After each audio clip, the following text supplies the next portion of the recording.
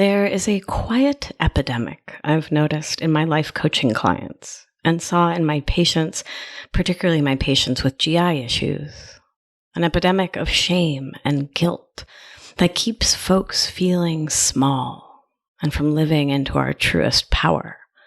That epidemic is summed up in 2 words. I'm sorry.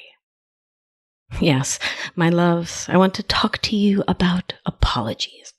What apologies are, why we need to apologize and get comfortable doing so, and some of the pitfalls that come from when we apologize out of habit, as a knee-jerk reaction to discomfort, instead of apologizing from our truest selves who can see pain or harm caused by our actions, the impact of our behavior, our words, and seek to repair that harm with humility and love.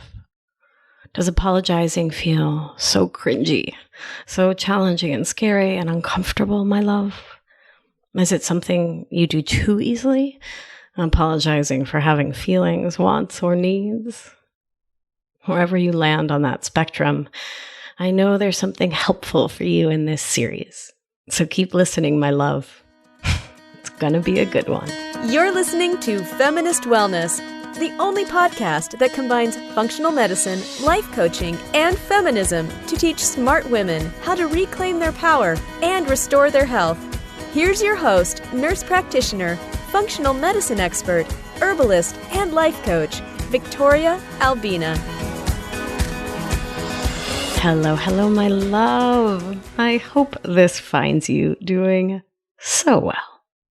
So I'm just going to dive right on in because this is a huge topic, particularly for my folks out there with codependent, perfectionist, and people-pleasing thought habits. It can be so challenging. And our topic today is apologizing. So it can be really challenging to give an apology, to hear one, or to not constantly apologize. It's a whole thing. And you know I love diving in deep on the things that keep us feeling miserable. And you know that I love a multi-part series. So this episode will kick off a few weeks of podcasts that will center around apologies and apologizing. This week, we'll start at the top. What is an apology? Why do we apologize? What are some things to bear in mind when an apology is due? In the coming episodes, we'll talk about how to apologize effectively, what pre-apologizing is, and how it hurts your tender spirit, and thus how to avoid it. Language shifts that can help us see apologizing in a different light. And finally, the importance of apologizing for the impact of our actions and our words, not our intentions. If you haven't yet subscribed, be sure to do so that you'll get the episodes delivered right to your phone as soon as they come out. How simple and delightful. Okay. All right, my loves, let's get started today. So I want to talk about the anatomy of apologies. What does it mean to apologize? Why do we need to do it? And how we can keep our center when we need to apologize to someone. So, why do we apologize? Well, we've talked at different times about the peculiarities of being a human. We humans, we are social animals. We need and rely on each other for our survival, not just physically, but psychologically and emotionally too. Some critters out there are happy to live solitary lives, but not the humble Homo sapiens. Our relationships, the ability to create and maintain them, is part of what makes us, well, us.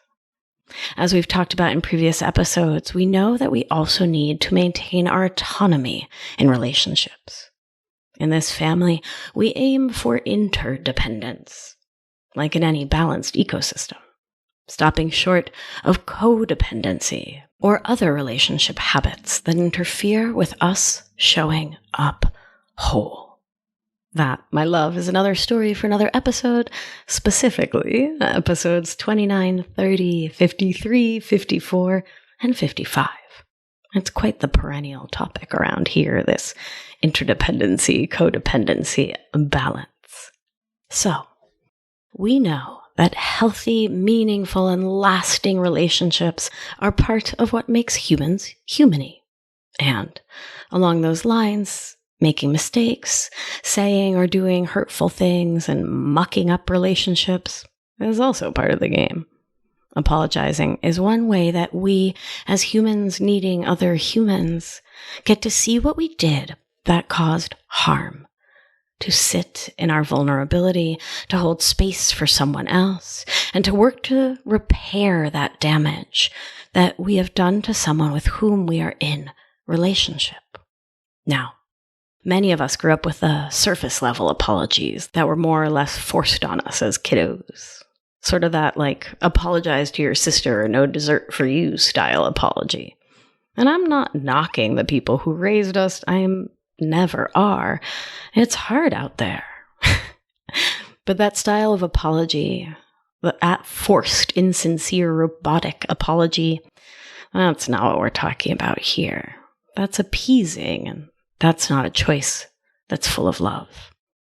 What I'm proposing is that we reframe the idea of apologizing as something empowering to both the person doing the apologizing and to the person who has experienced harm and deserves and wants that apology.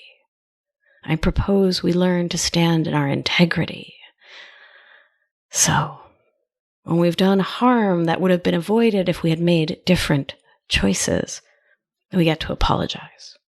When we've done harm unintentionally, we get to apologize.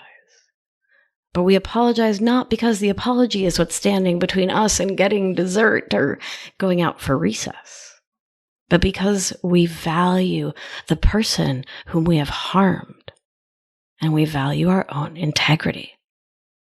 We value them not only for the role they play in our lives, for our relationship with them ranging from life partnership to the regular barista who has your order memorized.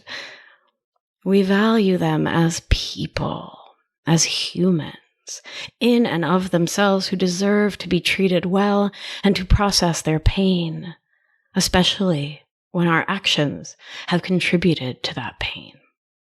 When we have transgressed, again, whether we did it consciously or not, we have damaged whatever tie binds us.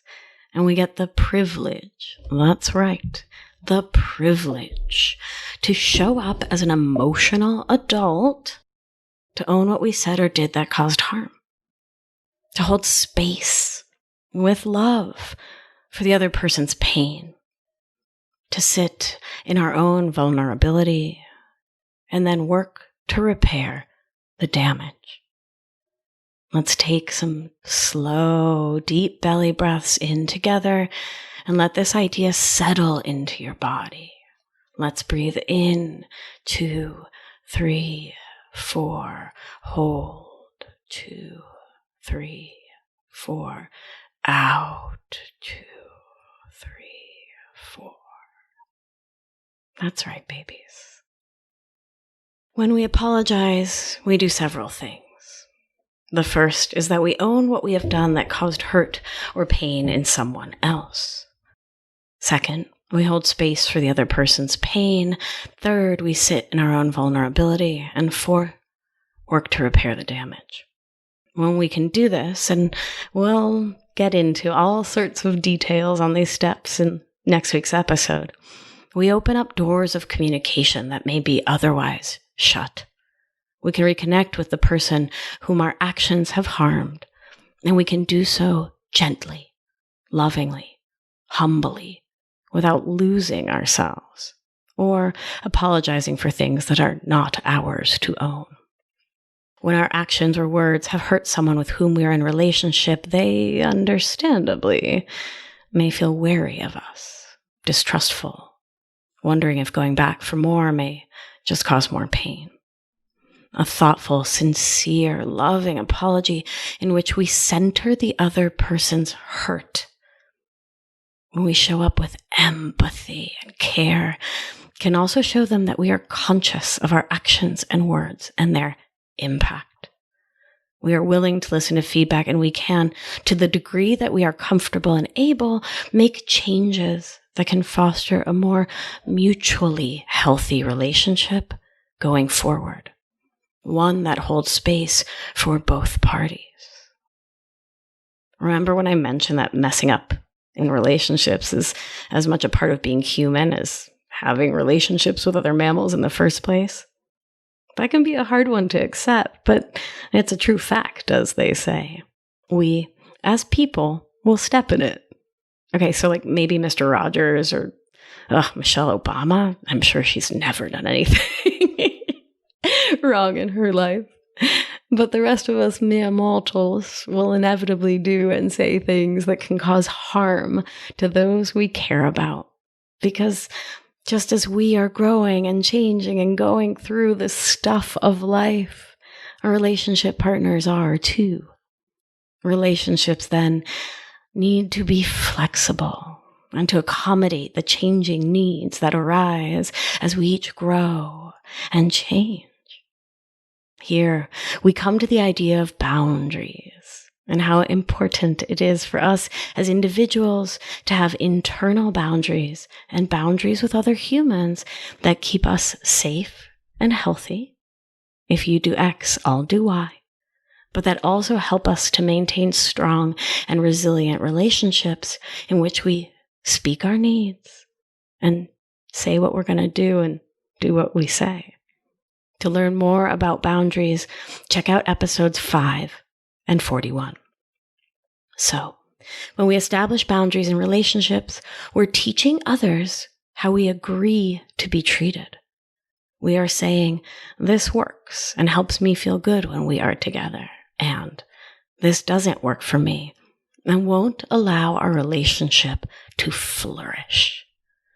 When we do or say things that harm others, it's often because we've overstepped, misjudged, or ignored a boundary.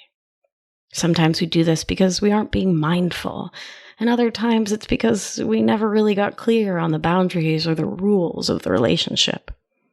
When we are in a position to apologize for our actions or words, we get the opportunity to rethink or establish the boundaries of our relationships. We get to check in and see if the stated or unstated rules still work or need to be adjusted. Maybe it used to be okay to make tongue-in-cheek jokes with a friend, but things have changed for them. Or things have changed in the energy of your relationship, and now those jokes hurt their feelings. And that's okay. We get an opportunity to adjust, reorganize, and reset so we can reduce harm going forward. My sweet, beautiful, darling one, let's pause for a check-in. Is there a part of you that right now is feeling nervous or cringy or a tad defensive, protective, extra tender? Are those tears welling up? Are you angry at me? All of these energies often come up when we talk meaningfully about being vulnerable. And when we talk about apologizing, that's a set of normal reactions. It's vulnerable making for sure to hear all this, to learn all this, to process all this, to integrate all this. And I'll share that it's vulnerable making until it isn't. Let's breathe in and out.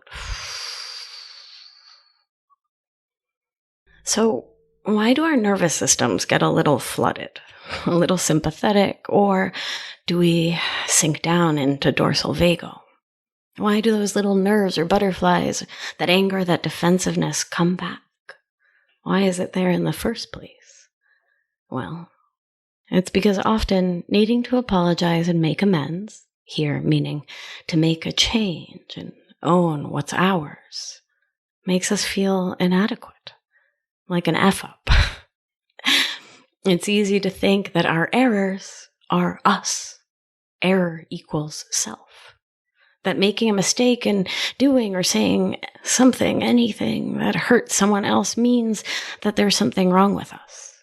That on some sort of existential level, we are flawed beyond repair. And part of the protective mechanism of codependency, perfectionist thinking, and people-pleasing is that constant need to make sure everyone else is okay. Because the story goes, if they're okay and they think I'm okay, then it's safe for me to be okay. Through consistent application of the thought work protocol, we can start to see these thoughts for what they are. Just thoughts. A firing of some neurons that have grown accustomed to firing in a particular way. To telling this story that if you mess up, if someone says you did something wrong, you are flawed beyond repair. That, my love, is a wrong thought. Because it's not true, it never is.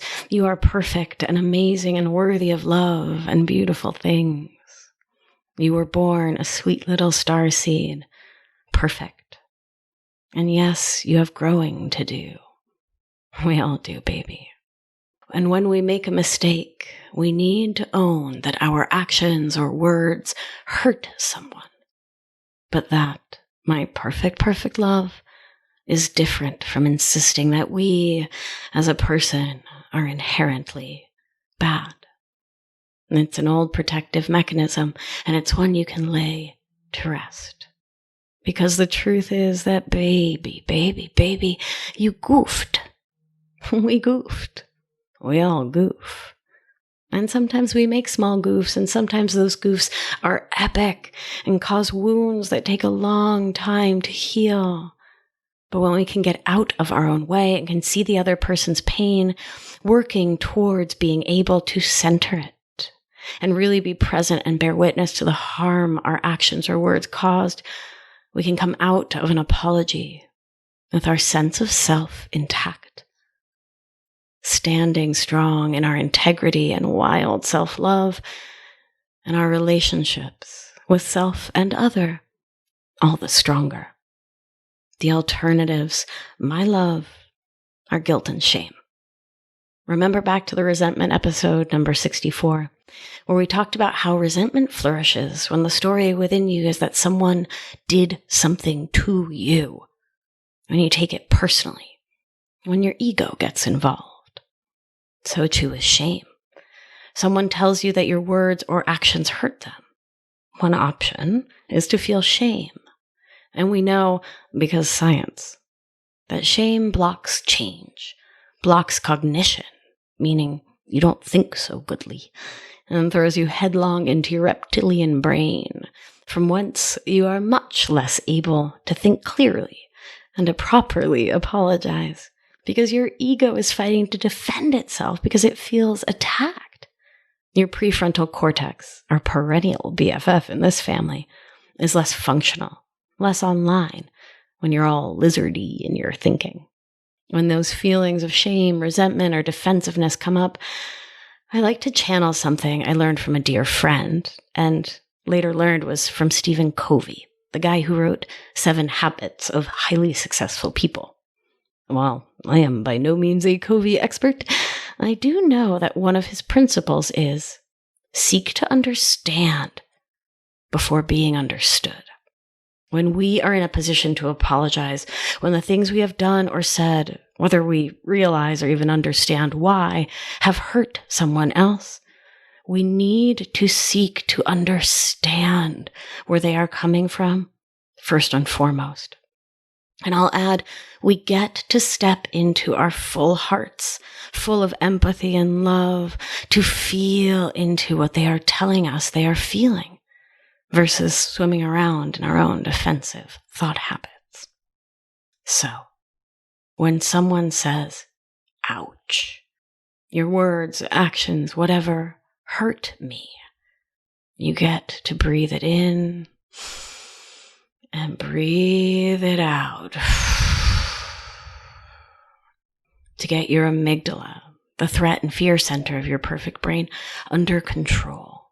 And to invite your ego to take a break, give it some other task to focus on, while you focus on the person who feels harmed. Work to really listen and seek to understand where they're coming from, and to put yourself in their place and to connect in with what it feels like to have that hurt inside. An apology made from that place is a powerful gift you give yourself and the other person. Ask yourself what comes up inside you when someone says you did an oopsie or really effed up. Does defensiveness come up? What's the thought leading to that feeling? Does shame come up? Guilt? Resentment? Anger? What are the thoughts leading to those feelings? When you're feeling those things, what actions do you take? To negate the other person? To shame them back? To defend your position? What's the result for you in your life of taking those actions? Of not showing up with a full and open, loving heart to hear another person say, you did or said something, and I'm in pain. What thoughts and feelings are blocking you from taking the loving action of simply apologizing? Not making it about you, but about your oopsie, your F-up. Owning your part in it all and standing in your own integrity as a loving mammal on this earth. What thoughts and feelings are blocking you from seeing what you can do to repair the harm and create harmony and peace in your life? What does your ego need to take a gentle step backwards so you can live from your heart and not take things personally? I recommend you breathe into this, my love, and that you grab some paper and a pen and write this all out. Don't just think about it. Brains will do funny things when left to spin on a thought. So, when you grab a pen and paper, you create a little cognitive distance, and you can see the truth of what you are creating for yourself in your own life and in your relationships much more clearly when it's written out in front of you. And the more radically and lovingly honest you can get with yourself, the more impactful this work will be for you and your relationships, my darling. And if you've been listening to my work or you've worked with me in the past, your brain might be saying, wait a minute. You teach us that our own thoughts create our own feelings. How are you saying, I can hurt somebody else's feelings? You talk all about emotional adulthood and emotional childhood is when we blame others for our feelings. What gives, Vic? So what I will say is that in this family, we are feminist. We do not coach other people without their consent. You may have learned something from listening to the show, from downloading my handouts, from working with me. But it is not your job to impose that framework, the thought work protocol, circumstance, thought, feeling, action, result on anyone else. That's not how this works, my darling. It's not a loving choice in the world. You get to hold that framework and understanding for yourself and to do your own work. And if someone wants to learn about this point of view, this way of viewing the world, send them on over to the show, send them to my Instagram. Let's connect. But it is not your job to teach this to someone else, to make sure they know about it, to throw it in their face, or to try to change their understanding of the world without their consent. It's just not how we do. Stay in your own lane. Stay on your side of the fence. And remember, whenever I talk about the R line, results in CTFAR, circumstance, thought, feeling, action, results, we're always talking about the results that you create for yourself in your life. Because when we're raised with codependent and perfectionist thinking, again, our view is always outwards. We're shining that spotlight of our own consciousness on other people. And this work is about getting back in touch with yourself, healing your own perfect inner children, learning to reparent you, to manage your own mind, regulate your own nervous system, and to show up aligned with yourself, standing firmly in your own ground. It's not your job to do that for anyone else.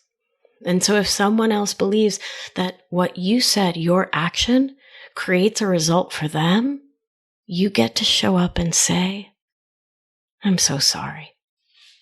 I'm so sorry about that, my beautiful love. It is not your job to tell them otherwise. Okay, making sure we're clear on that, darlings. Oh, one last thing. This is a really important last thing. Let's be clear that I'm sorry, but, and I'm sorry you feel that way. Those don't count as apologies. We'll talk so much more about that next week for sure, as well as what to do if someone won't accept your apology. But until then, my love, if you find yourself given the opportunity to apologize, take a deep, long, slow belly breath. Breathe out slow and long. Get ventral vagal with yourself and the other person. Smile from that sincere, honest place of wanting to move towards the connection, not away. And remind yourself that you are not your actions or words. You are a perfectly imperfect human animal muddling through life like the rest of us. Adulting and humaning, they are challenging things. And you're doing great, tender one. You're right where you need to be. And you are more than capable of owning your error, listening to the other person's feelings, and seeing what you can do to put things right. And if you don't believe that yet, that's okay too. You can borrow my faith in you until you've grown your own. Thank you for listening. I love talking about this. It was such a stumbling block in my own life, and I'm so grateful for the privilege to have learned about how to do this differently. My beauty, if all of this resonates for you, and you want to work with me to deepen your understanding of the thought work protocol and how to apply it to change your life, to release your codependent, perfectionist, and people-pleasing thought habits, you have a chance coming up so soon as I open up enrollment for my 6-month masterclass, the Feminist Wellness Guide to Overcoming Codependency, starting in the fall of 2020. Head on over to victoriaalbina.com/masterclass. To complete the short application you'll find there for this high-touch, small group program where you will get literally daily attention from me, lots of time together, and a beautiful family of people who are so dedicated to improving their lives. It's been a delight, doesn't even begin it. It's been so beautiful to work with everyone in the current group for the last few months. And I'm so excited and honored to welcome you to the family. That website again is victoriaalbina.com/masterclass. Go to there now, my beauty, to apply and get on my calendar. Okay, let's take a nice big deep breath in and out. Remember, you are safe. You are held. You are loved. And when one of us heals, we help heal the world. Be well, my love. Thank you for listening to this week's episode of Feminist Wellness. If you like what you've heard, head to victoriaalbina.com to learn more.